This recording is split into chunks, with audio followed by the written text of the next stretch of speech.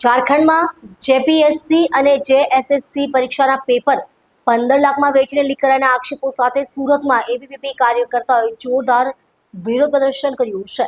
એબીવીપીએ paper leak કૌભાંડમાં સંડોવાયેલા અધિકારીઓ, કર્મચારીઓ અને નેતાઓ સામે કડક કાર્યવાહી અને સમગ્ર મામલાની સીબીઆઈ ઈડી તપાસની માંગ કરી છે।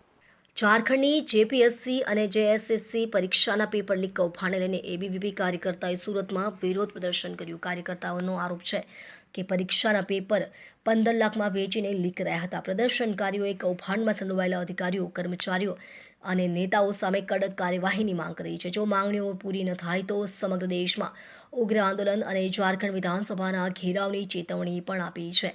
એબીવીપીના કાર્યકર્તાઓનો આક્ષેપ છે કે શાંતિપૂર્ણ વિરોધ કરી રહેલા વિદ્યાર્થીઓ અને કાર્યકર્તાઓ પર પોલીસે લાઠીચાર્જ કર્યો અને અટકાયત કરી, જેનો વિરોધ તેઓ કરે છે। સાથે જ એબીવીપીએ સમગ્ર પેપર લીક કૌભાંડની સીબીઆઈ અને ઈડી તપાસની માંગ ઉઠાવી છે। હવે જોવાનું છે કે ઝારખંડ સરકાર અને પોલીસ આક્ષેપો અને માંગણીઓ પર શું પગલાં લે છે। नमस्ते, लक्ष्मणनाथ योगीराज, सूरत महानगर मंच की जवाबदारी अखिल भारतीय विद्यार्थी परिषद। आज रोज जયારે આપણે બધાના ધ્યાનમાં છે કે વિદ્યાર્થી પરિષદ વારંવાર જ્યારે વિદ્યાર્થીની વાત આવે ત્યારે વિદ્યાર્થી પરિષદ સૌથી પહેલા આગળ ઊભું રહે છે। એ રીતે જ આજે પણ જ્યારે આપણને ધ્યાનમાં છે કે ઝારખંડમાં જે ઘણા ટાઈમથી ઘટના ઘટી રહી છે, પણ છતાંય ત્યાંની સરકાર, ઝારખંડના જે સીએમ છે હેમંત સોરેન, એમને હું કહેવા માંગીશ આ તમારા મીડિયાના માધ્યમથી કે જે વિદ્યાર્થી હારે જે ઘટના ગઈ હતી, જે વિદ્યાર્થીને લાઠીચાર્જ કરવામાં આવ્યા, જે વિદ્યાર્થી હારે એવું તો શું એ લોકોને મજબૂરી પડી કે વિદ્યાર્થી હારે જે ખરેખર જે આપણે ઝારખંડની સેવા આયોગના જે પરીક્ષાના જે માટે એ લોકો તૈયારી કરતા હતા, જે એક્ઝામ એની હતી, અને બીજી જે કર્મચારી સેવા આયોગની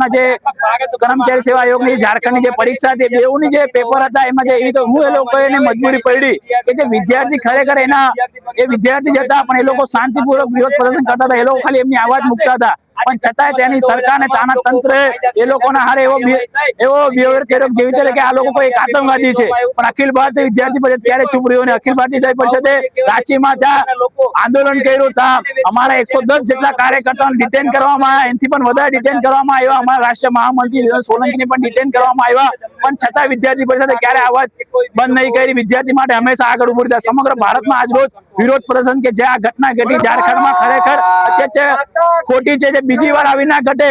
પણ હું આ ઝારખંડની સરકારને ચેતવણી આપું છું ને જે આ વિપક્ષના નેતાઓ છે, જે આ રાહુલ ગાંધી, એને પણ હું અહીંયા ચેલેન્જ આપું છું કે જ્યારે જંતર મંતર પર આવી ઘટના ઘટે ત્યારે પહોંચી જાય છે, કેમ ઝારખંડમાં જયારે વિદ્યાર્થી આટલા દિવસથી આટલા ધરના પર બેસેલા કેમ ત્યાં નહીં પહોંચ્યા? તો એમને અહીંયાથી ચેલેન્જ આપું કેમ કે તમારી ત્યાં સરકાર છે એના માટે કેમ તમે ત્યાં સપોર્ટ કરો એના માટે તમે નહીં પહોંચતા? તો હું એમને ખુલ્લી ચેતવણી આપું કે તમારામાં દમ હોય, અગર તમે પોતાને એક સારો નેતા માનતા હોય તો તમે ઝારખંડના જે વિદ્યાર્થીઓની ખરેખર આવાજ છે તે સાંભળીને બતાવો।